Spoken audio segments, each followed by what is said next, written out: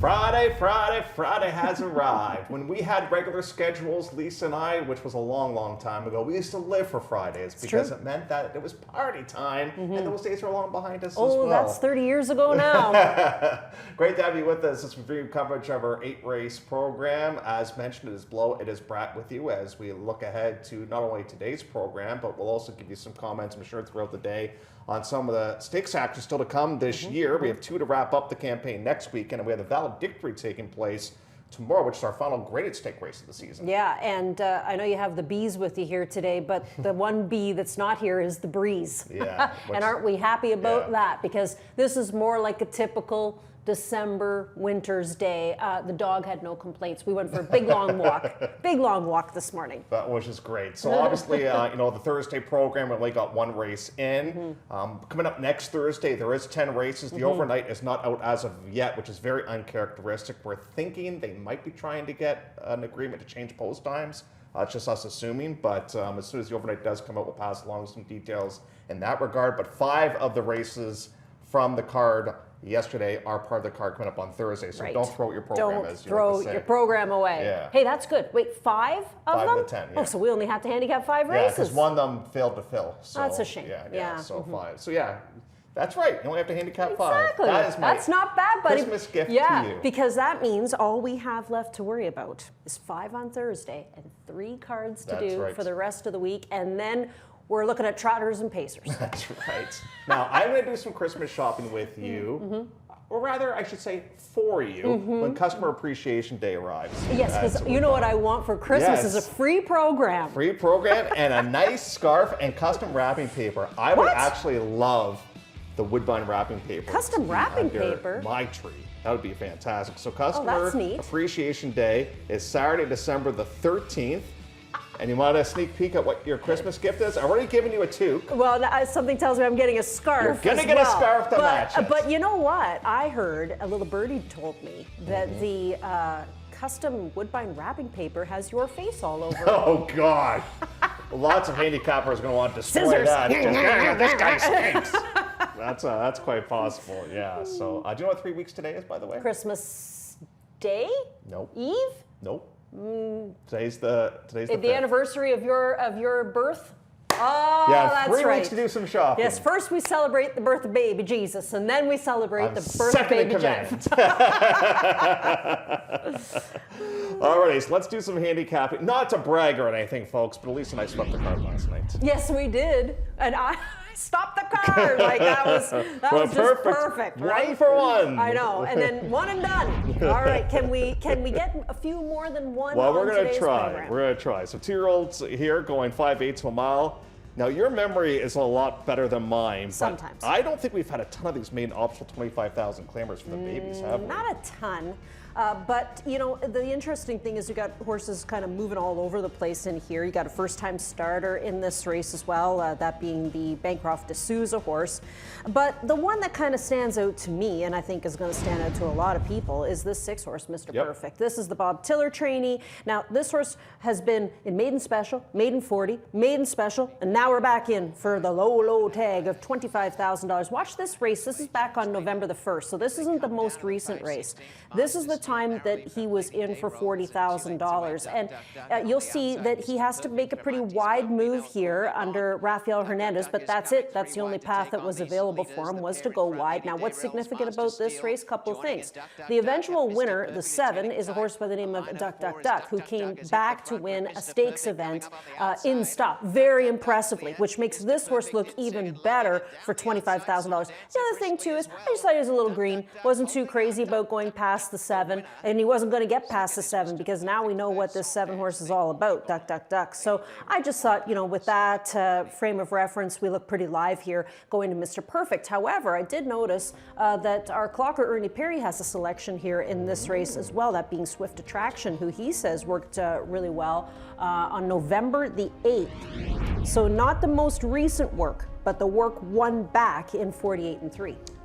You are so good at this job. That is called a segue, and that was as smooth a segue as you had going into the Clocker Report here with Swift Attraction. Yep, Steve Turkop does send out this one. They make an equipment change in this spot. The workout that grabs their attention is that November the 8th work, and we get a new pilot here today as Deshaun Gaskin will ride. This is a very good jockey-trainer combo, as a matter of fact. You know what I'm just seeing now, because we were talking about it. We were watching the race from Tampa, and there's a horse named Tiki Bar, and I said, you know, I'd play Tiki Bar. Three-way dead heat for second at Tampa. Wow. When do you see that? And guess heat. who's in that? Tiki Bar and alcohol. That would have been my exactor. Yeah. But you know, like, is that something you don't see very often? Yeah, a triple dead heats. That's right. You know who? I don't know if you were working here when Keith McCalmont was. Yeah, I was here when Keith. So his Twitter handle is @triple-dead heats. That's right. And he always wants to see a triple dead heat to win, but it was seconds. That's a good pickup there. Well done, Elisa. Well, you know, I'm not just watching here. I'm jealous of the got people your in Florida. Eyes everywhere. Race number 2. This is your specialty. 8,750 claimers here. As we start off the pick 5, pool will be guaranteed at $50,000. And here's a look at how they'll line up.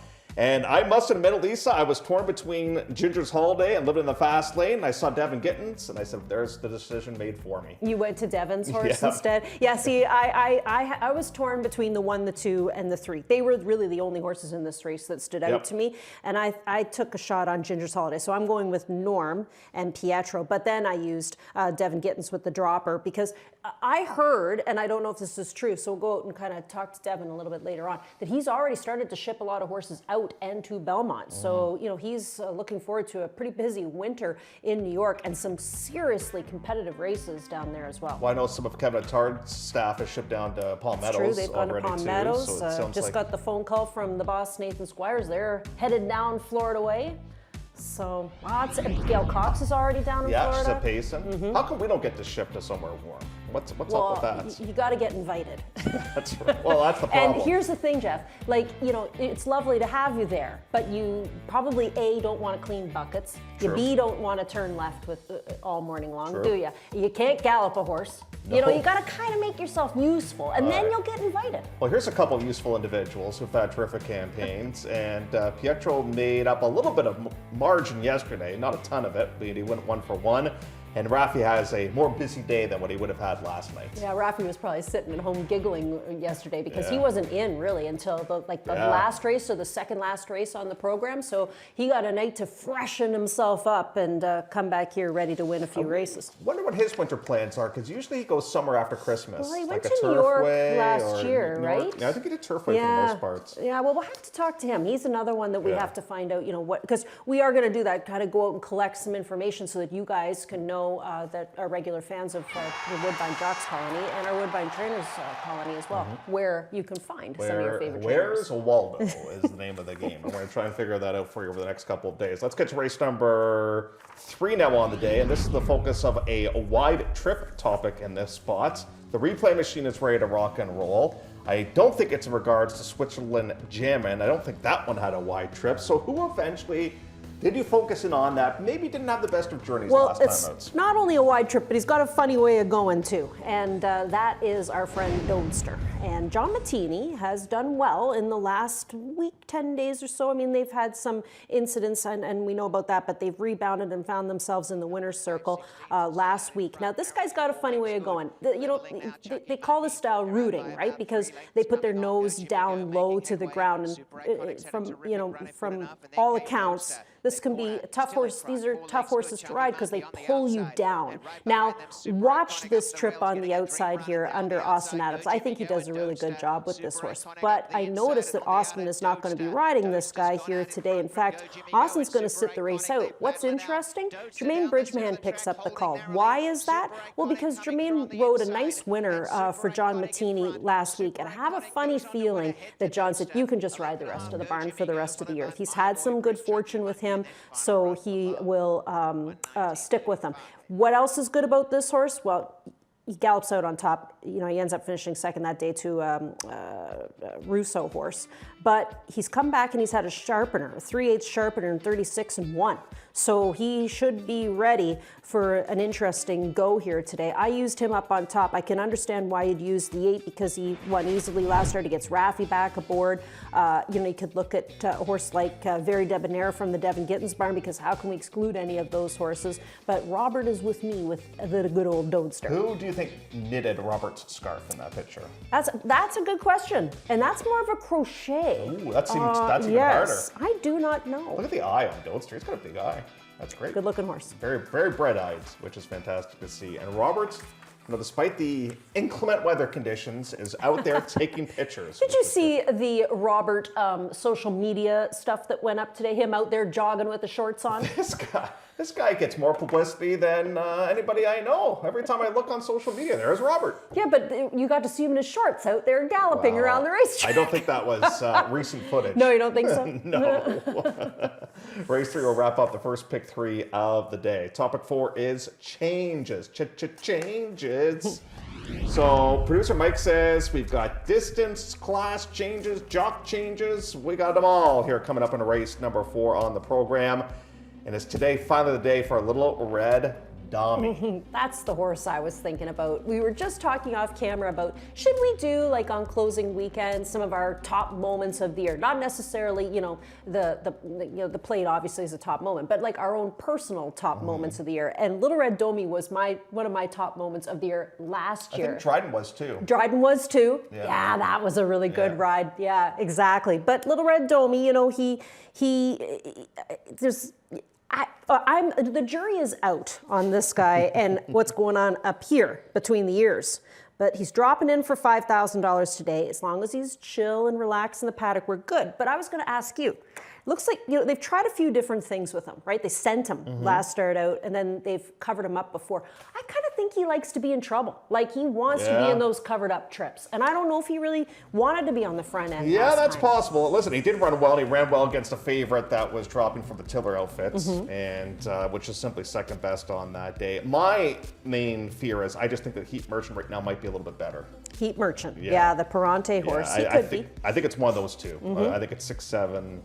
7-6. 7-6, yeah. I don't mind the new maybe as well. We get to our pick 4 ticket. We're going to kind of toss all those names about in here, but I don't think there's a whole lot separating them, and we cut back ever so slightly in distance in here, but rarely do you see Kevin run a horse for $5,000. Yeah, I think, you know, and you know what's the interesting thing is it doesn't really matter how low they dangle this carrot for. Nobody's really there. No. So we'll see if maybe somebody changes their mind, because look, he's a horse that still has his non-winners of 3, and you know, and for if you're a horse whisperer, you're that kind of a person, and you can manage this guy, you might be able to have some fun. Yeah, no, I agree. I just don't know how many 40-year people to be shopping right now at this time of the year. I don't know. Yeah, because that's a long winter that you got to keep a horse for. It is. Race number 4, we'll start off the pick 4. So that's changes. Price is Right, my favorite TV game show. What game on Price is Right is your favorite? Oh. Well, the Yodeler used to be a good one. Cliffhanger. That one. And of course, Hole in One. Everybody liked that. Two, because you know it was originally just Hole in One. Yeah. Remember? And then it was always for a car. I'm a big Plinko guy. Plinko was a good one. Yeah, Plinko was a good one. I'm trying to think what else was. I like the punch one where they punch. Oh, the punch one. They pick out the names. And I mean, I'm a Bob Barker gal. Yeah, well, yeah, he was the best. He was the best. He was the best. Now, Price is Right. It was with Paradise Perfect, and now they're being really aggressive, I like which what she's love. doing. Now, do you have any concerns with the stretch out, or do you think the horse will be just fine going around? I don't know. I think the horse is kind of a standout in this race. I mean, look, Black Goddess had a complete form reversal last start out. Now, I would assume they're going to do the same thing today. They're going to send. And you know, I used to work with a guy, I wonder if he's watching today. I used to work with a guy named Mike Demoff at Fort Erie. And one of the calls he used to have, and my phone would blow up after he'd say it all the time, because people were like, what?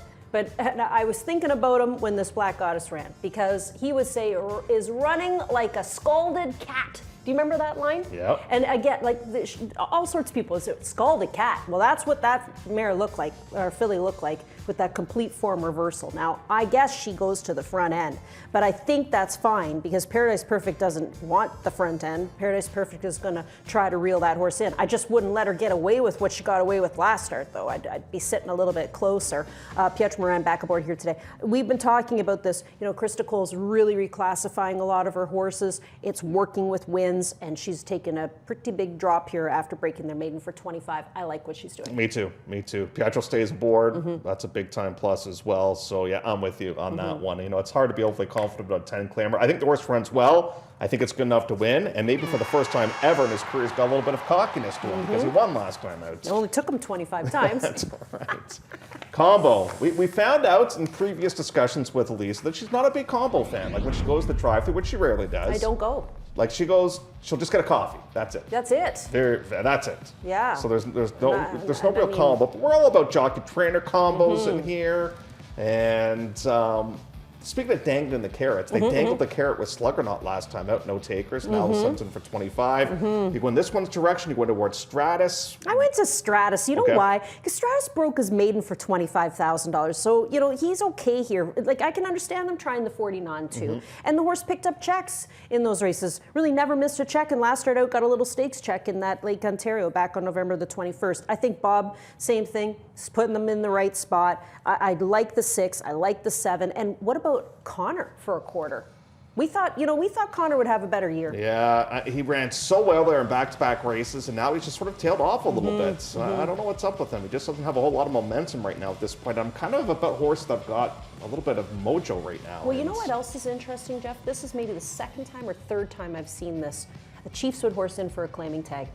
You know what, too? They did this with this guy, and he won, and then they ran him right back for the tag, and now he's in for even cheaper here today for $25,000. Listen, you can't keep them all as much as you would like to. Nope. And he's competitive against this level of competition, I would think. And Pietro is back aboard, and he rode the horse to that good third-place finish, and against a Chiefswood horse in Thornbury 2 starts ago as well. Yeah. They've had a good year, Chiefswood. They have. And from what when I was talking to Rob Landry there the other day, he was saying this book for Yorkton is filling up very quickly. I don't argue that at all, the way he's gone. And you know what? And that just goes to show you, he got off to a bit of a slow start. Yes, he did. But now they're starting to stretch things out. They've been very, very nice. I would have no issue going towards Yorkton. Rob, Lisa and I will make a Yorkton commercial for you for the right price.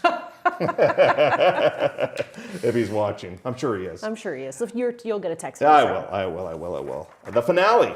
All right, that must be race number 8. Jackpot high 5 time. And we're well into the 6 figures. Like, we're getting close to, like, well, it already is serious money, but it's going to be a mandatory payout if it doesn't go. Like, this could buy me Next a nice Saturday, little condo somewhere, like in Cabo, maybe. Boy, the condo market right now is just not great in Toronto. You might be able to get a 5-bedroom for $228 right now, but I don't think I want one here. Give me somewhere. I'm going somewhere warm if I hit this one. All right. Now, Elise used to have a horse who loved the song Mambo Number 5. I did. Yeah, he loved it. He danced to it. Love that song. What about Mambo on 3? That's where I went. Yeah, right. This horse is looking for back-to-back wins and comes out of a win against Wide Open 75. Now he's in for Wide Open 5. Are they really kind of the same, a Wide Open 5 and a Wide Open 75? So I went to the 5, and then I went to the 2, Harper City, who ran better last start out.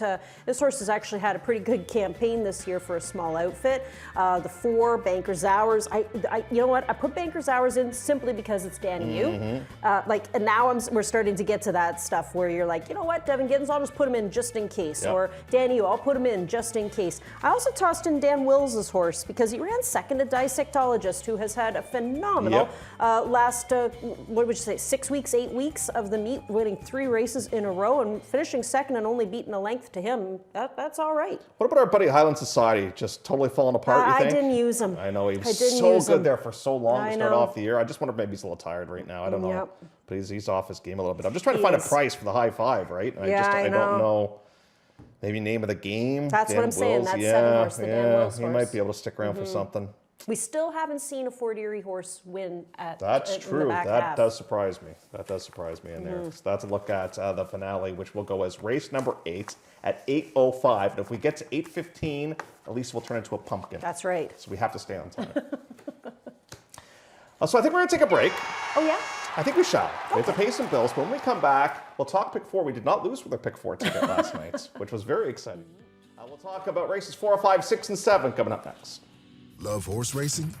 HPIBet.com is Canada's leader in online horse betting.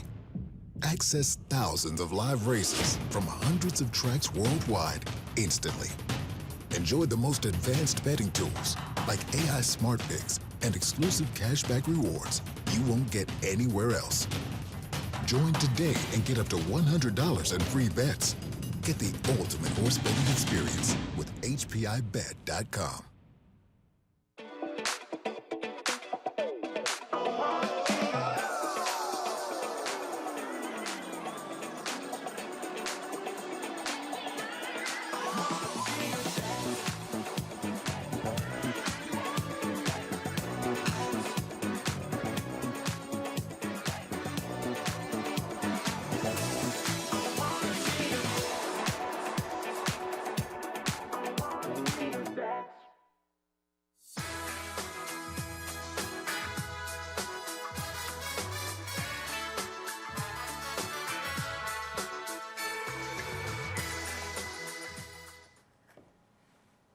Viewers, when they watch the show, they have one request they want on a daily basis, and that is Elisa's plays of the day. Oh, yeah? They're focusing on very closely these 4 selections that Elisa makes day in, day out. And here we go. I think we have a lot of similarities, as a matter of fact, today. I feel like I might need to call myself a chalk-eating weasel tonight that's okay. because I'm not exactly taking horses that I think we're going to get at prices. But I think, as I said, Mr. Perfect in the opener, who right now is 3 to 5. Paradise Perfect on the drop. You're not going to, Stratus. Stratus might get a little bit of a price on, and Mambo on 3 in the last race on the card. I think that horse can repeat. I think I got one price horse, and that's Sluggernaut, who I don't think is even going to be that big of a price. I think like 3 to 1. Got a lot of 7s. Oh boy, do I ever. Some flaming 7s. Do you know that, like, this is how old I feel these days. Don't say it because we're the same age. Okay, but like I rarely go to the casino. Uh-huh. But when you go to the casino now, they don't even have the old games now. Like, they're all video. I know, you can't I don't pull the understand handle. I know. That's why I'm sticking to the horses. Although some people say I don't understand the horses too. Doug McPherson, speaking of Chalky and Weasel, he's with us with Mr. Perfect. Ginger Holiday, that's the Beat the Fave. So that one's, they're back on your bandwagon again. Smart people. And Ron's with me in regards to Heat Merchant coming up a little bit later on the program. Now, pick 4 time here from Woodbine. We saved you some money last night. We sure did. And now, a lot of people say, well, Jeff, you have a best bet. Why aren't you keen your best bet? Well, it's a communal ticket, so I have to take into account Elisa's feelings. That's right. And her input as well. That's so right. But today, our feelings are the same. For a lot of races, they are. Now, I maybe would key Heat Merchant, but I am scared of Little Red Domi, so that's fine if you want to toss in that one. We're doing it. I would love to see the new maybe get in here. Yeah, so we toss those. We got those 3. So 2, 6, 7. Yep. Now here comes our key. Now this is 1 for 25 horse, folks. This key might not fit into the lock, but we're going to give it a shot nonetheless. Paradise Perfect. Yes. And we both agree that just horse is the one to beat. Group. Yep. Right group. 6th race on the program. You like Stratus. I do. The 6. I like the 7, Sluggernaut. And who else did we toss in here? Did we toss the 2 in? We did. Okay. So Yorkton's that's Honor. the Yorkton. Yeah. Oh, look at that. 267 with 7. With 267. Oh, look at this. Lots of 7s. And how do we wrap it up? 7th, we do not have a 7 in, I don't think. We have a 6, though. We do. Yeah. And we've got a 4, and that is Tiger Town. And are we tossing in Cooler Man? Yes, we are tossing in Cooler Man. Right, okay. We did come up with this ticket, folks. We just can't remember who the heck it is that we put in here. It's the end of the year. 3, 4, 5, 6 we've got in here. So $7.20 if you want to play along. And our key does show up in race number 5 of the sequence races 4, 5, 6, and 7. Now, I'm a little bit confused on some of the races coming up on Sunday's card because there's 2 pick 5s, but there's only 9 races, which means the late pick 5 starts a race earlier, but we'll keep you up to date of that coming up on Sunday's program. Yeah, and we're still waiting for the overnight for Thursday, too. That's right. So once we know that, we'll be able to pass that information Yeah, if there is a post-time change, we will let you know, but it's very unusual for us not to have the overnight, and it's almost 5 after 4. Now, one thing before we wrap things up that I found a little bit interesting, they had the World Cup draw the FIFA today, draw. the FIFA draw, like, and all the stars were there. Like Kevin Hart was one of the hosts and all that, right? So, anyways, potentially, if things work out, do you know what the first round matchup could be in Canada? Isn't it? I saw it. It came across my phone. Was it us versus Switzerland? Nope. No. Switzerland's in our group, though. Okay. Could be Canada versus Italy. Do you know how crazy that would be in Toronto? We better take that day off. Oh my gosh. I want to go down for that. Bonkers. So Italy has to win, I think, what is it, Mike? Like their European competition or something? 2 playoff games they have to win. But they'd be the favorite, Mike, in that. I would assume, yeah. So it's a good chance it would be Italy and Canada. That'd be fun. Oh my! Do you know how expensive tickets would be? Oh yes. We got to start hitting some pick 4s. Let's put it that way. Yeah. Well, we only got a few days left. That's right. That's right. When we come back after the break, we'll get you all set for the open. Our horses will be arriving momentarily, and we'll get you set for the first of 8 coming up next.